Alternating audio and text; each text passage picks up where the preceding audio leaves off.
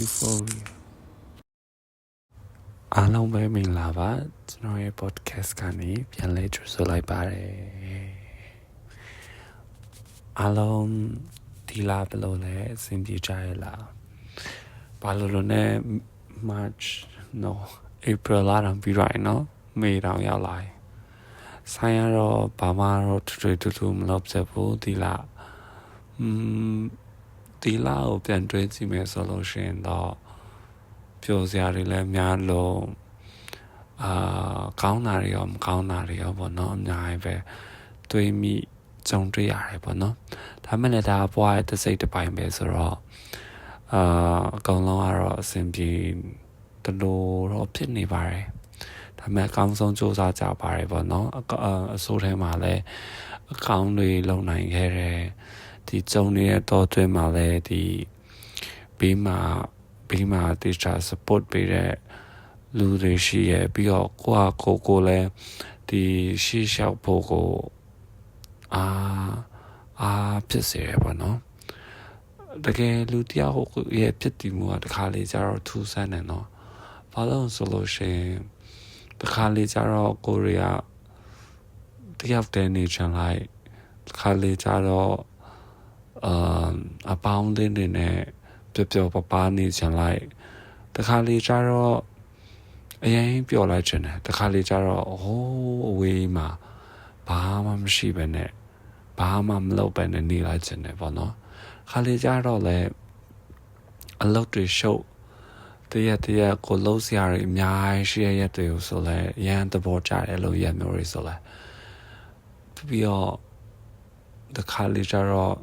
နိုးဆက်မလိုဘဲနဲ့ထားလာရတဲ့ရက်တွေလိုအပ်တယ်တခါလေကျတော့ဟိုးညနေထိစားရီလို့ညနေတွေထိစူးစမ်းပန်းစားရီလို့နေရာမျိုးလည်းသဘောကျရပါတော့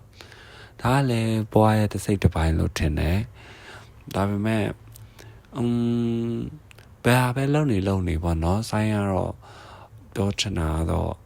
ကိုကအဲ့အရာကိုစူးစမ်းချင်တယ်ဆိုလို့ရှိရင်တော့ဆက်ပြီးတော့စူးစမ်းဘာလို့ဆိုလို့ရှိရင်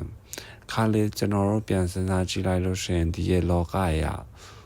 ကိုမပုံဖော်မယ်ကိုကဒီလောကရဲ့ရှင်တန်ရတဲ့အရာတရားတစ်ခုပေါ့နော်ဘလောက်ပဲကိုวันနဲ့အနည်းဆုံးကိုတော့ချက်ရမယ်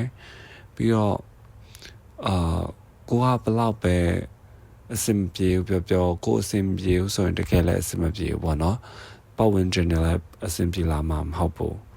ဆိုတော့ကိုယူဆိုင်ဖို့ပြောချင်တယ်ပြီးတော့ကိုပို့ချက်ပေါ့နော်ကိုပို့ချက်တယ်ဆိုတိုင်းအမြဲတမ်းကိုအလိုလိုက်နေဖို့လည်းမဟုတ်ချစ်စရာရှိရချစ်ရမယ်ကိုရိုက်တင်တာရိုက်ရမယ်ကိုရဲ့ကိုမတိနိုင်တဲ့ကိုရဲ့တခြားတစ်ဖက်ကိုလည်းကိုပုံဖော်နိုင်ရမယ်နော်အဲ့လိုမျိုးတော့စဉ်းစားထားတယ်ပြီးတော့ကိုရှာဖွေခြင်းတဲ့ဟာတွေကိုရှာဖွေကြည့်လို့ပြောချင်တယ်ပေါ့နော်ကျွန်တော်တို့ကဒီ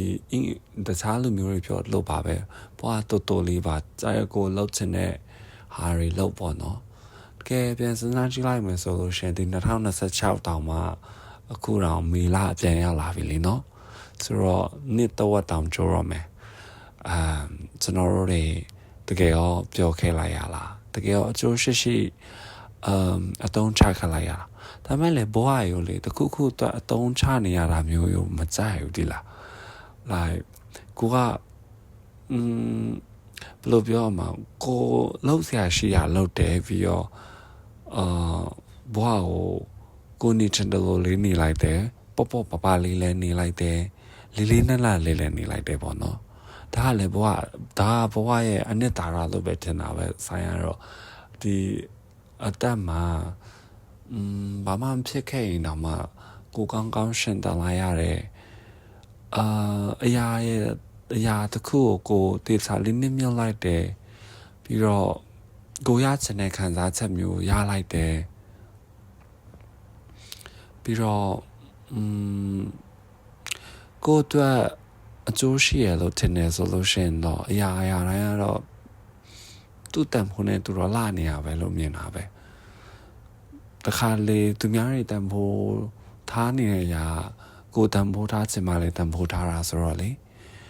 ဆိုတော့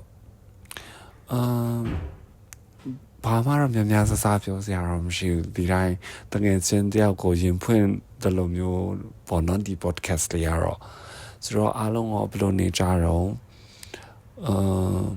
အားလုံးလည်းသိချင်တယ်ဒီလားဘာလို့ဆိုဆိုင်ကိုလုံနေတဲ့အလောက်ကလည်း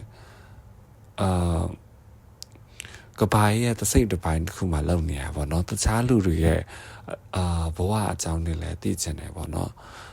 သိချင်တယ်ဆိုရင်ဖုန်းဆက်ပြီးမိလို့လာလဲစမပြေလို့နောက်တစ်ခါလေးပြောချင်တယ်ဆိုလို့ရှိရင်တော့ဒီ comment ထဲမှာပေါ့နော်ဒါမှမဟုတ်လဲ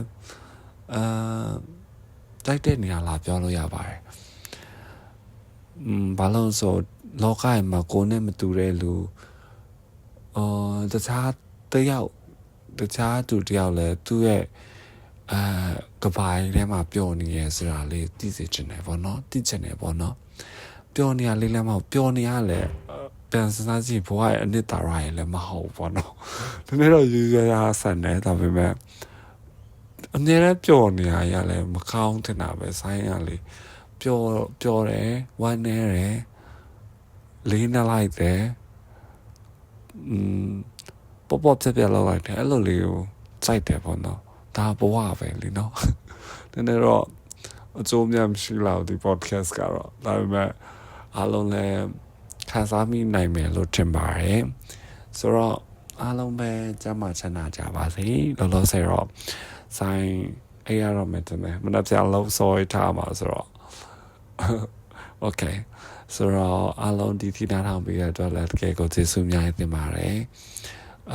ဆိုင်လိုအချက်တွေရှိနေရတယ်ဆိုတာလည်းသိရဆိုတော့တက်ပြီးတော့စူးစမ်းပြီးသွားပါမယ်အားလုံးပဲမင်္ဂလာရှိတဲ့နေ့လေးဒါမှမဟုတ်အေးချမ်းတဲ့ညလေးဖြစ်ပါစေအတူတူကြော်ဖြတ်သွားကြပါမယ်နော် bye bye